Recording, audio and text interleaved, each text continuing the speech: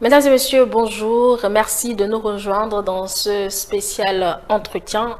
Comme vous le savez, ce dimanche, la communauté musulmane est en fête. Elle célèbre la Tabaski, communément appelée fête du mouton ou fête du sacrifice. S'il est vrai que nous avons tous une idée sur le sens et la portée d'un tel événement pour les fidèles musulmans, il est quand même important que nous marquions un arrêt pour nous intéresser précisément à cette célébration. Et pour en parler, nous avons avec nous un sachant. Il a nom Lassisi Bassirou. Bonjour à vous. Bonjour, madame. Je rappelle que vous êtes islamologue, ce qui sous-tend que vous avez étudié les pratiques et tests de l'islam. Vous êtes aussi imam de la mosquée de Bogbano. C'est bien cela. Merci. Alors, nous sommes là pour parler donc de cette fête importante dans la vie d'un fidèle musulman. Cette année, nous l'avons tous constaté, la célébration est tombée sur un dimanche qui est d'ailleurs férié comme d'habitude. Est-ce que cela est déjà arrivé une fois de mémoire d'homme, monsieur Lassisi? Merci beaucoup. Salam alaikum wa rahmatullahi wa barakatuhu. Nous remercions Allah le Tout-Puissant, le Tout-Miséricordieux, le Très Miséricordieux de nous avoir accordé cette journée de la fête. Nous prions sa grâce, sa bénédiction. Pour aller directement à votre question, ça n'a pas été remarqué. Il semble qu'on ne peut pas dire que c'est la première fois, mais si ça a été passé peut-être dans 10 ans passés comme ça. Oui. D'accord, cela ne vous gêne pas particulièrement que ce soit un dimanche. C'est vrai qu'on s'attendait à ce que ce soit un lundi. Pas tellement. C'est vrai que la fête de la Tabaski pour nous, c'est pendant 3 jours ou bien 4 jours, parce que le jour de la fête est plus 3 jours après le jour de la fête. Mais ça ne nous gêne pas parce que c'est ce que Allah a voulu et nous l'avons accepté. Il faut préciser que vous l'avez observé par... oui, parce que avant de déterminer la fête, nous ne le faisons pas de notre propre gré. La fête doit arriver le lendemain du jour d'Arafat. Si le jour d'Arafat est connu, le lendemain, automatiquement, c'est la fête de Tabaski. Alors, comment nous reconnaissons le jour d'Arafat? C'est le 9e jour de l'année du mois de Zulhijjah, qui est le 12e mois de l'année lunaire.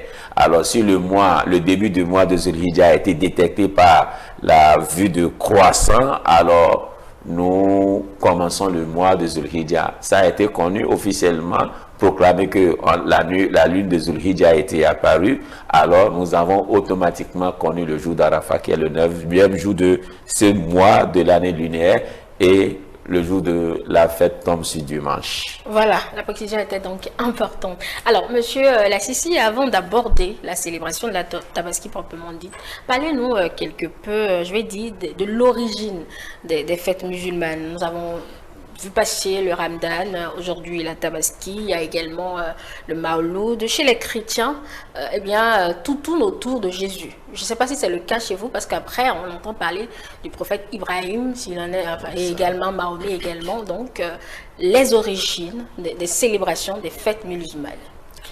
Merci beaucoup. Vous savez, la fête de la Tabaski, pour aller directement, c'est pour nous dire que c'est une adoration. Pour nous, nous avons les adorations de plusieurs manières. Et cette manière de se réjouir autour de notre ce que nous faisons le jour de cette fête, nous la reconnaissons comme c'est une adoration. Mais l'origine de cette fête, nous allons dire que ça nous fait rappeler l'histoire de notre grand-papa Ibrahim alayhi salam, qui est le père des prophètes. Parce que, vous savez, c'est une longue histoire, mais pour nous dire que l'origine, l'islam, tout d'abord, c'est la religion de tous les prophètes. Et c'est ça même qui a confirmé que ce que Abraham, alayhi salatu wassalam, a fait dans sa vie, son fils et sa femme, s'est traduit pour nous en une adoration. Si les pèlerins vont aujourd'hui au pèlerinage, et qui vont lancer la pierre que nous appelons Jamarat, alors c'est de l'acte que le fils d'Abraham a mené lorsqu'il lançait la pierre au shaitan et qui nous a été adopté comme une adoration. Ce n'est pas que nous lançons de la pierre au Satan, mais plutôt nous respectons ou bien nous répétons l'acte que le fils a fait, parce que le fils a été tellement patient. Son papa Abraham n'a pas eu d'enfant pendant plusieurs années. Et qu'est-ce qu'il fallait faire? Alors il a demandé à Allah de lui donner de l'enfant. Même s'il lui donnait un enfant, qui va encore sacrifier l'enfant pour lui? Vous savez, l'entendre de quelqu'un qui semble un peu désespéré, mais donne-moi quand même un enfant, même l'enfant je vais te le redonner. Alors, lorsqu'Allah a donné un enfant, un garçon qui a tellement l'âge et majeur devant lui, voit déjà son remplaçant en sa vie, alors Allah lui fait rappeler, mais tu as déjà oublié ta promesse. Tu m'avais fait une promesse, il semble que tu as oublié la promesse. Et il a dit à son enfant, Inni arafil manami ani adbahuk. Je vois dans mes sommeils que je suis en train d'immoler. Et le fils qui est automatiquement aussi un des prophètes, qui sera nommé prophète auprès d'Allah subhanahu wa ta'ala, a bien compris que le rêve de son papa ne peut pas être un rêve simple, mais plutôt c'est un rêve divin. Alors, qu'est-ce qui a été passé? Il a dit, mon papa, fais de moi ce qu'on t'a autorisé de faire et tu me verras patient. C'est-à-dire, comme Allah l'a dit, immole ton enfant en sacrifice comme tu l'avais promis. Alors, il a pris l'engagement de sacrifier le fils pour son papa, son fils pour Allah subhanahu wa ta'ala. Et là où il a été pour sacrifier l'enfant, et Allah a eu pitié de lui, il l'a remplacé par une bête qui a été adoptée pour nous aujourd'hui. Le même jour, il allait pour immoler son fils, et qu'Allah l'a fait remplacer par une bête, a été le même jour que nous célébrons la fête de Tabaski. C'est pour nous dire que l'origine de notre religion, ou bien l'islam, c'est la religion de tous les prophètes. Tout ce que chaque prophète a fait a été adopté pour nous comme une adoration. Si nous parlons un peu du Moïse, le prophète Moïse qui a été sauvé dans la main de Pharaon, le jour où il a été, Pharaon a été inondé et que Moïse a été sauvé, ce jour nous l'appelons Ashura. Alors Ashura, et que nous jeûnons, ça a été pour nous une obligation, une recommandation de notre prophète de jeûner. C'est pour nous montrer que chaque événement des prophètes a été reconduit pour nous comme une adoration et que nous faisons en guise de respect, de mémoire pour ces prophètes. La femme d'Ibrahim, qui est Hajar, avait fait des courses entre le mont de Safa et Marwa. Alors, les pèlerins doivent aussi adopter cette course parce qu'elle cherchait de l'eau pour donner à son fils qui a été abandonné dans un désert pour un temps. Je disais que c'est une longue histoire. J'essaie seulement de ramener ça d'une manière brève. Alors, qu'est-ce qui a été adopté? Maintenant, cette course qu'elle a fait 7 fois entre Safa et Marwa, aller et retour, 7 fois, a été adoptée aussi pour les pèlerins comme une adoration. Pour nous dire que l'origine de cette fête, l'ensemble de ce que nous faisons à partir, dans ce mois surtout, les débuts des 10 premiers jours du mois de Zilhijja sont une adoration pour nous et qui a été recommandée. Et l'origine, la plus grande origine est notre papa, notre grand-papa, notre cher prophète Ibrahim alayhi salam. Vous avez cité les prophètes, je vais vous poser la question sur Ismaël. Allez-y. Pas Ismaël, Issa qui est Jésus. Oui, Issa qui est Jésus. Oui. Qu'en est-il de son histoire à lui? Puisque tous les prophètes, vous dites que vous en faites adoration de leur vécu, de ce qu'ils ont été dans l'histoire. Oui, non, ce que je dis, ce n'est pas que nous mais ce n'est pas systématiquement. C'est pas systématiquement, c'est Allah qui nous a recommandé tout ça comme adoration. Et vous savez, c'est que chaque prophète que nous allons prononcer son nom aujourd'hui, nous allons dire alayhi salam. Parce que qu'est-ce qu'Allah a dit, qu'est-ce que le Coran nous dit? De croire en lui et en tous ses messagers. Là, nous n'allons pas faire distinction entre un de ces messagers. Lorsque maintenant le musulman, le vrai musulman qui commence par insulter un chrétien sans savoir pour insulter Jésus-Christ, a commencé par perdre la foi réelle de l'islam. Parce que Jésus-Christ pour nous, c'est un messager d'Allah. Seulement que notre croyance est différente. C'est qu'il y a de divergences entre nos croyances. Nous le croyons qu'en tant que messager d'Allah, c'est un être humain qui a été né par le Saint-Esprit. Et Allah est capable de faire tout. Il peut avoir un papa, il peut ne pas avoir papa, il va faire naître quelqu'un, ça là, c'est de son pouvoir. Mais autour de leur côté, c'est comme c'est le Dieu et que nous ne l'acceptons pas. Et cela ne peut pas amener des critiques ou bien des divergences entre un musulman et un chrétien pour aller jusqu'à insulter Jésus-Christ. Donc, tout ce que ces prophètes ont fait représente pour nous une adoration. Alors, nous sommes à la Tabaski aujourd'hui. Ça fait longtemps, enfin, du haut de vos nombreuses années, je suppose. Ça fait quand même un bon moment que vous célébrez, vous, Monsieur Lachichi, la Tabaski. Au-delà du rituel autour, qu'est-ce que cette journée représente pour vous personnellement? La question, elle est personnelle. Oui, merci beaucoup. Vous savez, comme je l'ai dit au début, ce jour pour moi, c'est une adoration. Et c'est comme ça doit être pour tous les musulmans. Alors c'est une adoration. Tout d'abord, j'entame ce qui est de l'ordre d'acte de dévotion d'abord. Et là maintenant, ce qui m'a été permis aussi dans mon cadre personnel comme la joie. Vous savez, premièrement, ce jour, la première des choses, il faut se rappeler d'Allah subhanahu wa ta'ala. Après avoir fait la prière de l'aube, prendre le bain rituel pour aller à la place d'Id pour faire la prière. Et après cette purification, donc qu'est-ce que c'est? Je prends le plus beau de mes vêtements. C'est recommandé pour nous de prendre ce qui est beau parmi tes habits pour aller à la place pour adorer Allah de Tout-Puissant. Je ne mange pas le jour-là avant d'y aller parce que c'est interdit que le musulman, le fidèle musulman ne mange pas ce jour avant d'y aller à cette place. Alors, nous voici à cette place, je fais l'unité de prière qui a été recommandée, j'écoute bien le serment de l'imam et après, l'imam immole, tout comme il a donné le retour pour nous d'immoler. Après cela, nous immolons, c'est la joie qui continue. Inviter les amis, manger en famille, rester avec les voisins, tout ce qui est permis, mais dans le cadre de l'adoration. Parce que l'islam nous a interdit certaines choses, alors pour nous, la fête ne nous permet pas de manger. Il ne faut pas dire qu'aujourd'hui c'est la fête, alors je dois déborder la limite. Non, l'alcool a été interdit depuis du haut jusqu'en bas. Même le jour de la fête, c'est interdit pour le fidèle musulman.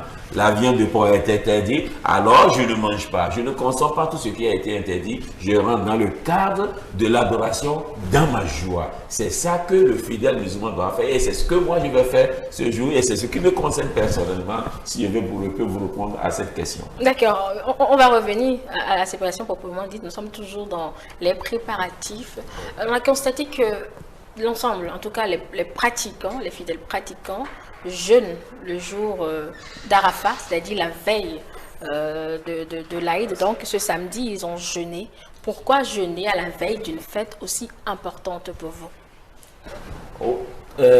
Comme je vous l'ai dit, le jour d'Arafat qui est la veille de la Tabaski est un grand jour pour nous les musulmans. Ça a assez de portée. Tout d'abord, on l'a nommé le jour Yom al-Hajj al-Akbar, le grand jour du pèlerinage. Et pourquoi? Parce que celui qui a raté ce jour, le pèlerin qui a raté ce jour, a perdu son pèlerinage. Comme le prophète l'a dit, sallallahu alayhi wa sallam, al-Hajju Arafat. Le pèlerinage, c'est Arafat. Et c'est ce jour, le samedi, qui a été le jour d'Arafat. Alors ce samedi, les musulmans qui sont au pèlerinage sont obligés de rester sous la montagne, les monts d'Arafat. Ça là, c'est connu. Eux ne jeûnent pas. Mais les musulmans qui ne sont pas allés au pèlerinage sont demandés de jeûner. C'est une recommandation d'Allah, ce n'est pas une obligation. Et c'est le prophète Mohammed sallallahu alayhi wa sallam qui nous a enseigné de jeûner ce jour.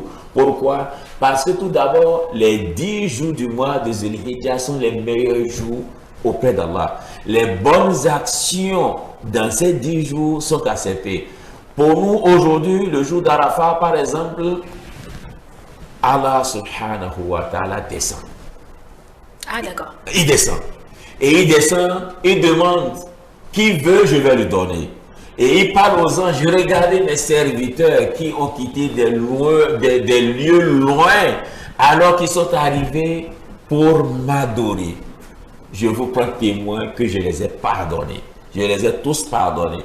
Alors, ces pèlerins qui sont là-bas font une fierté de leur croyances et de leur religion. Et Allah est satisfait d'eux. Mais nous qui ne sommes pas allés au pèlerinage, qui sommes présents le jour d'Arafat, nous observons le jeûne en titre d'adoration, car le jeûne du jour d'Arafat, comme le prophète a dit, absorbe vos péchés d'une année passée et d'une année à venir. C'est-à-dire 2 ans de péché. 1 an passé, je serai pardonné par tous mes péchés, et 1 an à venir encore. Donc le musulman est tellement fier à la volonté, c'est à la joie de jeûner pour se voir pardonner ses péchés. Parce que si les péchés sont pardonnés, il y a le bonheur, il y a la bénédiction qui s'ouvre vers le fidèle musulman. C'est pourquoi nous jeûnons ce jour. Ça a assez de portée et c'est un grand jour pour nous. Et nous prions à Allah qu'il accepte le jeûne de ceux qui ont jeûné ce samedi. Et vous avez dit que ceux qui sont du côté de la Mecque, eux, ils ne jeûnent pas. Eux ne jeûnent pas. Eux ne jeûnent pas parce qu'ils sont là, ils observent une adoration là-bas. Et nous qui sommes présents, nous jeûnons. Et nous avons une invocation spéciale pour ce jour que nous répétons. La ilaha illallah wahdahu la sharika la lahul mulku wa lahul hamd wa huwa ala kulli shay'in qadir. Et c'est ce que le prophète nous a enseigné de dire ce jour. Et c'est le meilleur des jours du monde entier. C'est le meilleur jour des jours de l'année. Le jour d'Arafat, c'est le meilleur jour de tous les jours. Quand vous le dites comme ça, c'est comme si les autres ne sont pas bons, hein, monsieur. Mais non, ils sont. Mais là, c'est une supériorité. Maintenant, on essaie de valider. Ils sont bons, mais il y a quelque chose qui est plus bon que l'autre. C'est une comparaison que nous sommes en train de faire. C'est tout comme si quelqu'un dit qu'il s'est marié à une belle femme aujourd'hui. Mais c'est pas que quelqu'un ne va plus trouver encore une autre belle femme. Oui, seulement il faut faire une comparaison. Est-ce qu'avec le nombre des années, cela ne reste pas, c'est-à-dire la fête de Tabaski ne devient pas, je vais dire, une routine simplement pour vous les musulmans, ou bien le symbole de l'adoration reste toujours. Vous avez répondu à la question qui vous concernait personnellement, mais avec la pratique, est-ce que le symbole reste toujours, bien ça devient une routine à laquelle on essaie de sacrifier, ou une pratique à laquelle on essaie de sacrifier, passer autre chose après? Bon, si vous ne le dites pas routine, je peux peut-être vous l'accepter parce que chaque jour, il faut adorer Allah. Par exemple, maintenant, celui qui est décédé, maintenant, on ne va pas dire nécessairement il va revenir faire la tabaski. Il est déjà parti, il n'est plus vivant. Mais lorsque tu es vivant et que le moment arrive, tu dois le faire. C'est-à-dire, je suis vivant aujourd'hui. Demain, je suis vivant. Donc, je fais la prière qui a été recommandée. Mais comme demain, c'est un jour et que l'autre jour va venir un jour après la fête, etc. Donc, j'adore Allah comme cela m'a été recommandé. Comme le mois de Ramadan. Si ça vient quelqu'un qui est vivant, comme Allah l'a dit, celui qui est vivant parmi vous, jeûne le mois. Donc, ça peut être une routine. Mais on peut l'accepter comme ça. Comme on l'a dit, nous l'appelons Eid. Al-Eid, comme vous l'avez dit, Eid. La Eid, en langue arabe, c'est une routine qui vient, qui repasse, qui revient, qui revient. Alors, si ça vient quelqu'un vivant, il va l'adorer. Il va adorer Allah dans ces jours. Donc, c'est une adoration. Et que c'est une adoration qui a sa période. Nous avons des adorations périodiques. Et si la période arrive, nous le faisons. Comme nous avons le jeûne du mois de Ramadan, c'est une période donnée pour ça. Nous avons le pèlerinage, c'est une période donnée. Le jour d'Arafat, c'est une période. Mais les prières quotidiennes ne sont pas une période. Chaque jour, nous prions. Voilà. Vous avez dit que votre geste est un signe d'adoration, d'autres diront de foi, c'est pratiquement presque la même chose. Est-ce à dire que celui qui n'offre pas de bête le jour de la Tabaski n'adore pas Allah? Puisque la bête reste, je vais dire, l'animal précieux.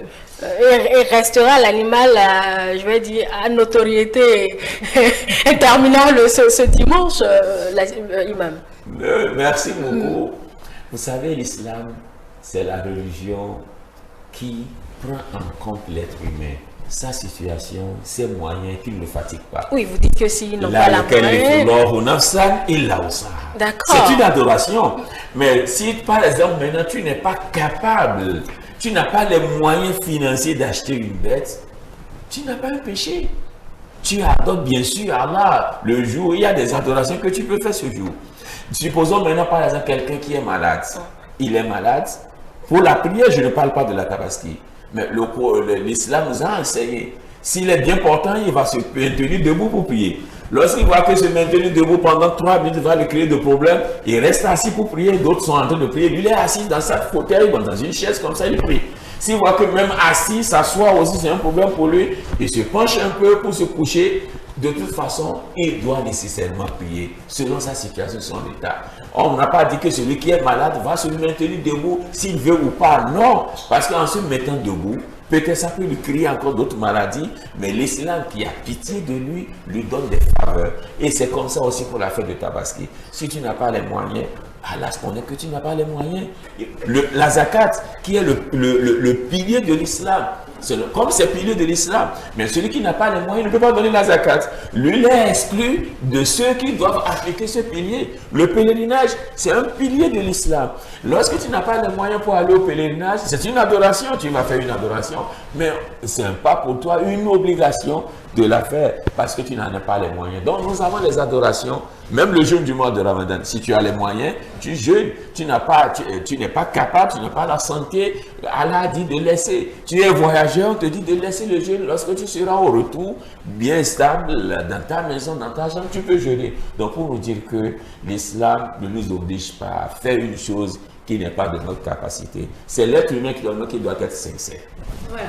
Alors, le jour de la Tabaski, on a entendu dire qu'il faut choisir des bêtes en forme. On entend même dire que les bêtes à choisir doivent avoir un certain âge donné. Je reviens sur le symbole d'adoration. Pour adorer Allah, est-ce qu'il doit avoir autant d'exigences pour un geste à poser le jour de la Tabaski? Merci beaucoup. L'islam, c'est une religion qui essaie de nous maintenir dans la nature et pour que nous vivons correctement comme ça se doit dans la nature. Vous savez, nous avons exigé, par exemple, l'islam a exigé un âge donné, au milieu d'âge donné pour les bêtes. Donc l'âge, ça nous enseigne que nous ne pouvons pas prendre une bête qui est nouvellement née pour la sacrifier. Non, c'est une manière... L'agneau est justement un petit. Oui, mais si je transfère, l'agneau c'est 6 mois. L'agneau c'est petit, justement. 6 mois. 6 mois, c'est pour nous dire qu'on ne peut pas prendre pour 1 mois, on ne peut pas prendre pour 2 mois, ni 3 mois, parce qu'on va les laisser grandir. C'est une reproduction. Ça va venir pour que les bêtes existent dans la vie encore. Parce que, vous savez, l'agneau doit avoir quel âge avant de mourir, de quitter la terre? Vous ne savez pas. Si on la laisse, par exemple, au-delà d'1 an, 2 ans, peut-être il va mourir simplement. Le moustique fait 3 jours seulement pour mourir. Est-ce que vous voyez? Donc, chaque animal a son âge donné pour rester en vie. Alors, 6 mois maintenant, peut-être qu'il est déjà proche de la mort, donc nous pouvons la prendre quand même pour l'immoler. Sinon, on la laisse comme ça, elle va partir comme ça et sans en profiter. Maintenant, par rapport à l'état, la bête est malade, vous savez, nous voulons offrir à Allah subhanahu wa ta'ala une chose, que cette chose soit précieuse, la meilleure des choses, la bonne chose. Parce que Allah ne veut pas la viande ni du sang, mais c'est pour nous-mêmes. Pourquoi nous allons choisir une bête qui est malade? Une bête qui est malade, immolons ça pour nous, mais ce n'est pas pour sacrifier à Allah subhanahu wa ta'ala. Si vraiment nous aimons Allah et que nous savons que nous l'adorons, ce qu'il nous a donné, c'est à lui qui nous a donné. Et nous sommes de lui, et c'est vers nous retournons. Nous faisons sortir de l'argent et nous achetons une bête meilleure selon nos moyens, selon notre capacité. Ce n'est pas une bête qui a un pied coupé. Vous-même, donnez un exemple, quelqu'un qui vient vous offrir une bête et que la bête a perdu un œil, vous aurez peur de prendre cette bête pour l'immoler, pour manger. Oui, bien sûr, mais pourquoi c'est cette bête-là, une bête bonne qu'il m'offre? Ou bien une bête qui a un pied cassé et qui boite, on vous offre ça, c'est difficilement vous avez le cœur tranquille pour l'accepter. Mais si la chose est bonne, mais un meilleur cadeau il m'a donné, vous serez content. Et c'est comme ça, c'est la nature. Donc cette nature a été observée dans notre religion. Nous adorons Allah subhanahu wa ta'ala et nous l'offrons la meilleure des choses. Et c'est dans ce cadre que ces exigences sont arrivées. Ce n'est pas des exigences que pour nous bloquer, pour nous empêcher d'adorer, mais plutôt pour nous enseigner que la nature a ses normes et que nous devons respecter ces normes. Dans le choix des bêtes, ceux qui ont un peu plus de moyens s'en vont dans les bêtes assez grands, comme les chameaux, les bœufs, mais toujours sur le principe du symbole d'adoration. Le prophète, je pense qu'il s'est arrêté à un ovin et non à des bovins, je sais pas, enfin, je sais, dans la famille des moutons et autres, et non dans la famille des bœufs. Est-ce que c'est pas déjà trop? C'est vrai que quand on a les moyens, on peut évidemment l'extérioriser, c'est selon ses capacités, mais si on reste toujours dans l'acte symbolique, Monsieur Bassirou. Bon, vous l'avez déjà répondu, vous avez déjà donné les réponses. Sinon, si on a les moyens, on peut choisir ce qu'on veut. Moi, j'ai les moyens d'acheter un chameau, je vais le faire. Mais vous savez, les chameaux coûtent cher. Chez nous, maintenant, nous sommes, si c'est dans les pays arabes, dans le désert, bon, on peut dire que les chameaux sont moins chers parce que c'est chez eux, ils élèvent les chameaux. Mais pour nous, non. Pour avoir un chameau, maintenant, il faut aller surtout vers le Niger, là-bas, traverser les frontières pour aller acheter un chameau. Et ça peut aller au moins à 2 millions, 500 000 francs. Vous voyez, un chameau bien portant, vous allez trouver ça à 4 millions. Pouvoir l'immoler, si ça remplit les conditions. La question était de savoir si c'est toujours dans le symbole d'adoration. Est-ce que c'est pas exponentiel? Non, Allah n'aime pas l'humilité. C'est ce que le Coran dit.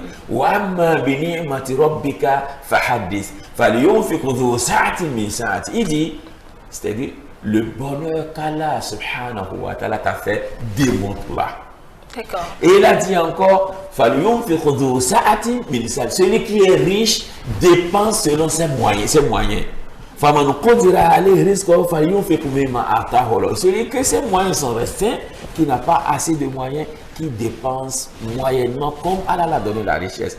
Si moi j'ai des moyens pour immoler un chameau, et que je fais semblant pour aller acheter des bêtes à 200 000 ou bien 110 000 comme ça, juste pour faire l'économie, tant mieux, Allah va l'accepter. Mais si j'offrais selon mes moyens, ce serait la meilleure manière et c'est la bonne manière d'adorer Allah subhanahu wa ta'ala. Il ne faut pas avoir peur que si je dépense l'argent, 5 millions, ça va partir. Oh, j'ai besoin de... Les sous, c'est Allah qui t'a donné. Il a plusieurs moyens de te retirer ces sous. Mais si tu dépenses ça, c'est seulement à cause de lui, ce n'est pas à cause du personne. Ah, regardez, c'est un grand bœuf qu'il a immolé, ou bien c'est un chameau qu'il a immolé. C'est pour se faire monter riche. Allah ne te l'accepte pas et il ne veut même pas regarder cela. Oui, si c'est dans une manière pour faire montrer que non, moi je dépasse d'immoler une petite bête, alors ce n'est pas dépasser qu'Allah veut. C'est la sincérité que tu veux que non, Allah m'a donné des moyens, je dois dépenser en reconnaissance de ce qu'il m'a donné et en espérant de lui. Je pense que si tu as cette intention, tu auras la bonne récompense et la meilleure richesse auprès d'Allah subhanahu wa ta'ala. Alors, les prières sont pour 9 h, je pense, partout. La prière partout au Bénin, c'est pour 9 h. Nous prions à 9 h partout dans le Bénin. Pourquoi attendre que l'imam immole d'abord sa bête avant de faire le même geste chez soi? C'est pour recopier notre prophète Mohammed sallallahu alayhi wa sallam. C'est cette manière qu'il a l'habitude de faire et que tout le monde le fait. Donc l'essentiel, ce n'est pas pour atteindre l'imam. On ne peut pas dire ça de cette manière, mais c'est pour dire que pour la fête de Tabaski, on va à la prière d'abord. Et c'est après la prière qu'on immole. Et l'imam a l'habitude d'amener sa bête devant les fidèles et pour immoler, pour annoncer que bon, nous pouvons immoler. Si l'imam n'a pas les moyens pour acheter une bête, il ne peut pas nécessairement aller chercher à prêter de l'argent sans avoir l'intention mais les moyens pour repayer cette dette. L'imam n'a pas les moyens, on ne va pas dire comme l'imam n'a pas immolé, je ne veux pas immoler, non. Alors qu'il arrive que les imams n'immolent pas. Mais si l'imam n'a pas les moyens pour immoler, mais bon, ça ne peut pas arriver parce que l'imam, vous savez, même s'il n'a pas les moyens, il va avoir la mosquée qui vont l'amener une bête, qui vont l'amener des bêtes. Mais bon, lui, il est dans une bonne position. Oui, ce qui est peut-être critiqué, seulement que l'imam ne dise pas que, ah, moi je suis l'imam, je dois acheter une bête, c'est-à-dire, il veut que sa bête soit meilleure, au-delà de 200, 300, 400, les gens vont jusqu'à 450 000, c'est pour montrer. Mais est-ce que tes moyens te le permettent? Et si les moyens ne permettent pas cela, pourquoi se forcer à le faire? Parce que surtout ce que nous disons, ce n'est pas pour se faire montrer. Lorsqu'on dit, ah, je suis l'imam, ma bête doit être meilleure que tout le monde, alors ce n'est plus la sincérité. Ce n'est plus la sincérité. La sincérité, j'ai dit, je veux offrir à Allah une meilleure chose selon mes moyens. Si j'aime pas, mes moyens ne dépassent pas 100 000, 200 000, j'immole la bête qui est là. Il ne faut pas immoler une bête et laisser ta femme souffrir dans la chambre. Madame la journaliste. Il ne faut pas immoler une bête sans que tu ne payes pas la scolarité de tes enfants. Est-ce que vous voyez? Cela, ça commence, c'est l'adoration. Tout cela, c'est l'adoration. Donner à manger à ta femme, c'est une adoration chez nous. Donner l'enfant une éducation, son petit déjeuner, c'est une adoration pour nous. Et il y a la priorité. Lorsque tu n'as pas encore payé la scolarité et que tu sais qu'on va te le demander et que tu vas laisser la femme subir les torts, la meilleure manière de prendre l'argent de cette bête pour payer la scolarité, pour ne pas faire pour rien. C'est ça l'adoration, c'est ça l'islam. Les gens, des fois, pratiquent mal la compréhension de l'islam et que ça nous crée problème de la vie. Ta famille, c'est l'adoration. Tu viens aux besoins de ta famille, c'est l'adoration. Tu n'as pas acheté des vêtements pour tes enfants, tu n'as pas même pas pris soin de tes enfants, alors tu te cours derrière des bêtes qui sont au-delà. Non, si tes moyens sont limités à 200 000 francs, et que là maintenant tu achètes une bête de 100 000 francs, tu prends 100 000 francs pour venir aux besoins de la famille, acheter des vêtements pour eux qui doivent s'habiller. Tu vas trouver quelqu'un porter des agbada, ramasser par terre, un mètre de 20 000 francs, le mettre partout, mais que sa femme n'a rien apporté pour aller à la prière. Ce n'est pas l'adoration. Partage de ce que tu as, partage ce que tu as entre ta famille et rester ensemble dans la famille. L'essentiel, il faut s'occuper de la famille d'abord avant d'aller à se faire montrer. C'est ce que nous essayons de corriger ici. Donc si on ne doit pas attendre systématiquement que l'imam immole d'abord sa bête, ça veut dire qu'on peut déjà en immoler en amont? Non, c'est pourquoi il faut attendre systématiquement la prière de l'Aïd avant d'immoler. Nous avons prié aujourd'hui, alhamdulillah, après la prière, le fidèle peut immoler. C'est-à-dire, lorsque tu immoles avant la prière, ce n'est plus le sacrifice. Non, tu l'as seulement immolé, c'est sadaqa, tu vas manger ta bête, mais tu n'as pas la récompense de l'Aïd al-Abha, de la Tabaski. Non, il faut attendre, immoler après la prière. L'imam a immolé, l'imam n'a pas immolé, tant mieux. Mais lorsque tu as déjà prié, tu peux immoler. D'accord. C'est ça qui est recommandé. Oh oui. Si l'imam amène sa bête et après la prière, il immole, c'est bon. S'il n'a pas eu une bête pour immoler, on va dire, je vais attendre d'abord lorsque l'imam va immoler. Peut-être l'imam, c'est le deuxième jour, voilà, le moyen pour aller acheter la bête. Donc, pour dire que lorsque la prière est terminée, alors à 9h30, la prière est déjà terminée. À partir de 10h, tout le monde peut commencer par immoler sa bête. Bon, en fait, les préparatifs prennent du temps, donc ça prend du temps.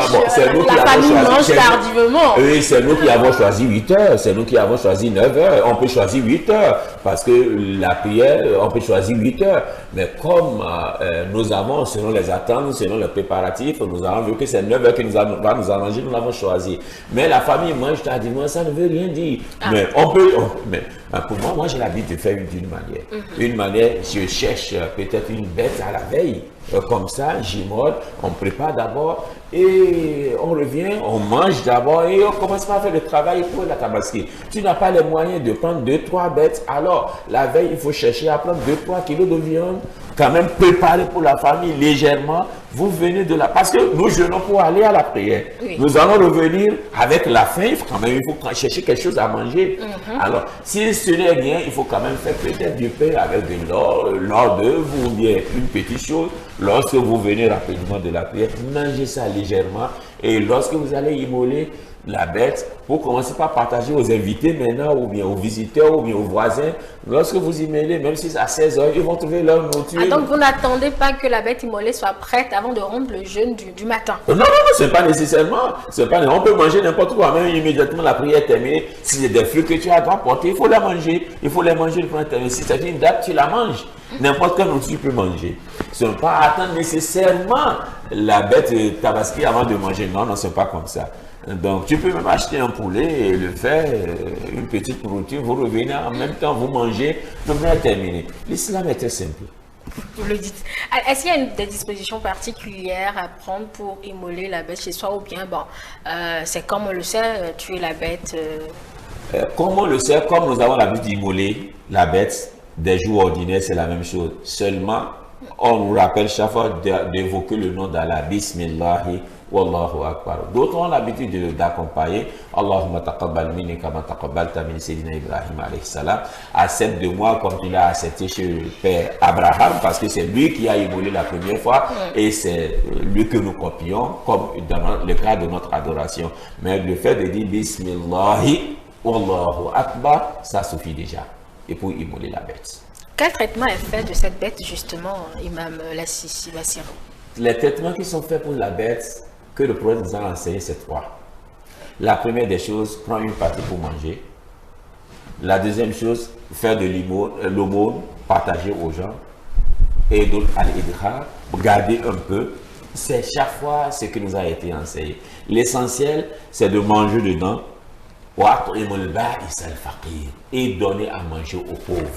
Et c'est ce qui a été fait. S'il y a une petite partie que tu peux garder deuxième, troisième, quatrième jour, ça ne gâte rien, il faut la garder pour pouvoir continuer à manger la viande.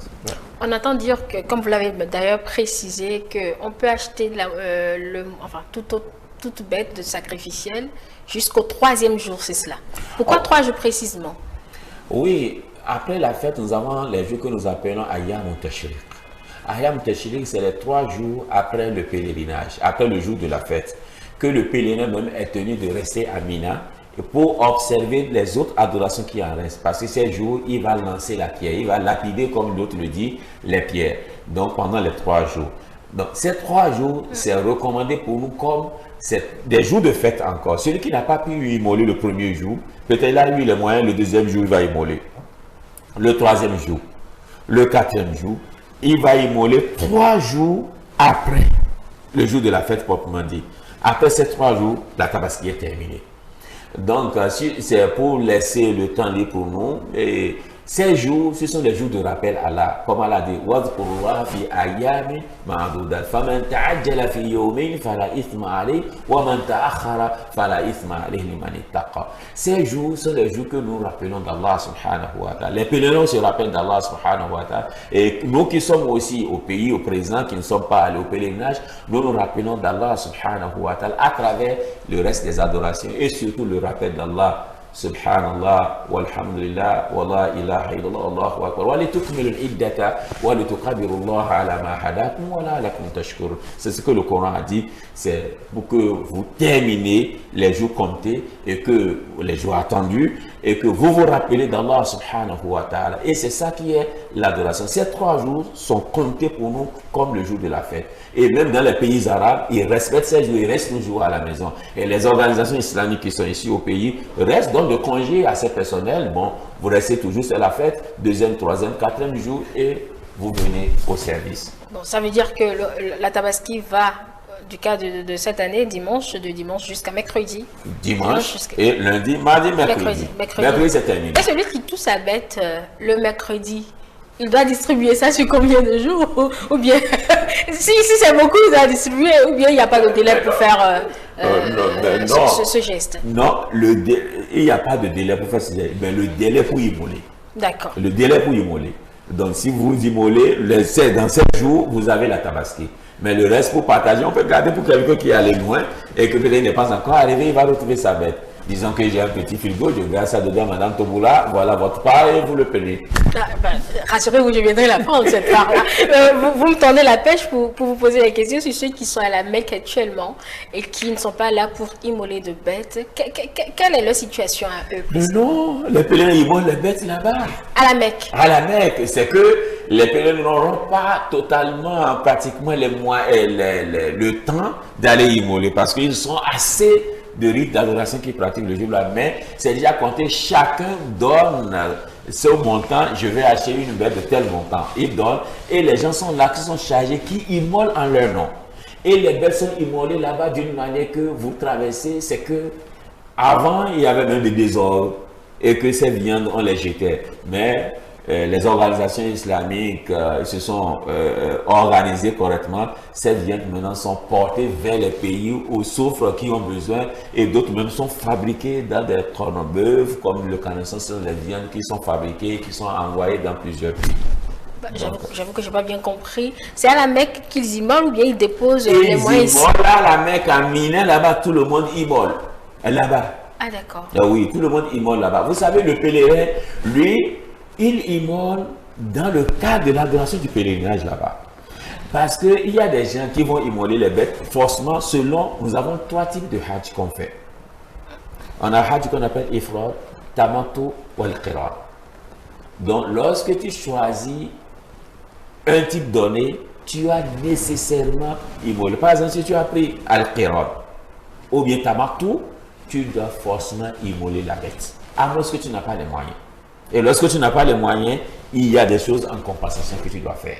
Bon, celui qui est allé à la Mecque ne peut pas dire qu'il n'a pas les moyens.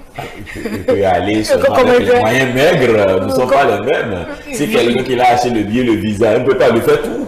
Il ne peut pas lui faire tout. Quand même, celui qui l'a envoyé, peut-être il a choisi, il va lui donner tout ce qu'on s'est fait là. Voilà l'argent de la bête. Et vous voyez, tout a été, ça se calcule dedans, dans le montant en même temps. Oui, ça se calcule automatiquement. Oui, oui. Parce que tu n'as pas besoin d'autre chose là-bas. Le convoyeur prend le tout en charge et on t'immole ta bête, le est terminé. Donc, c'est exactement comme ça. Nous sommes en train de dégrainer les dernières minutes de nos échanges, Imam Lassisi Bassirou. Qu'avez-vous envie de dire à votre communauté en cette journée de fête pour vous?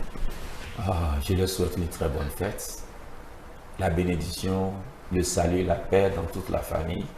Et que cette fête soit pour nous une ouverture de bonheur, de bénédiction, et que ce soit la paix pour nous et pour le monde entier, et surtout notre cher pays, le Bénin. Donc, je leur souhaite bonne fête et je leur demande de fêter, surtout dans le cadre de la loi d'Allah et des recommandations du prophète Mohammed sallallahu alayhi wa sallam. Une fête ne leur permet pas de faire des désordres, de désobéir à Allah ou bien de désobéir au prophète Mohammed sallallahu alayhi wa sallam. Mais la fête pour nous, qu'ils sachent proprement dire que la fête est une adoration et l'adoration est acceptée auprès d'Allah lorsque ça est conforme au texte du Coran et de la sunna de notre prophète Mohammed sallallahu alayhi wa sallam. Après le tabaski, le statu quo jusqu'au prochain mois de Ramadan. On ne peut pas le statu quo. Non, c'est une question que je pose. Je n'affirme pas. C'est une question. Ça peut être comme ça aussi. Parce que vous avez dit que nous sommes dans le 12e mois. Oui. Le Zulhijjah, vous avez dit. Donc ça veut dire que votre année, elle est terminée à moins que l'année ne compte pas 12 mois chez vous. Bon, ça compte 12 mois, l'année est terminée. Donc l'année est terminée. Mois, bientôt, nous allons entrer dans Muharram. Comme je l'ai dit tout à l'heure, Muharram, qui est le premier mois de l'année lunaire, donc c'est 1446. On va commencer par compter 1446 après quelques jours. Alors, nous avons aussi le jour de Muharram, que j'avais dit tout à l'heure, Ashura, qui est le 10e jour du mois de Muharram, le premier mois de l'année lunaire, et le 9 qui est Taswa, que nous jeûnons ces 2 jours, comme le prophète nous a recommandé. Donc, les adorations sont périodiques, à chaque période son adoration. D'accord, merci beaucoup Imam Lassisi Bassirou, islamologue et également imam de la mosquée de Gbagbanou. Mesdames et messieurs, c'était donc notre tranche spéciale pour commémorer cette belle fête de la Tabaski avec les fidèles. Bonne fête à vous, bien évidemment chez vous, si vous êtes déjà de retour de vos différentes places Idi. Et comme l'imam l'a rappelé tout à l'heure, que ça reste une fête et également le symbole, c'est l'adoration. Et il y a plusieurs rituels autour de cette adoration, rituels que nous avons rappelés au cours de cet entretien. Merci de nous avoir suivis. Le programme se poursuit.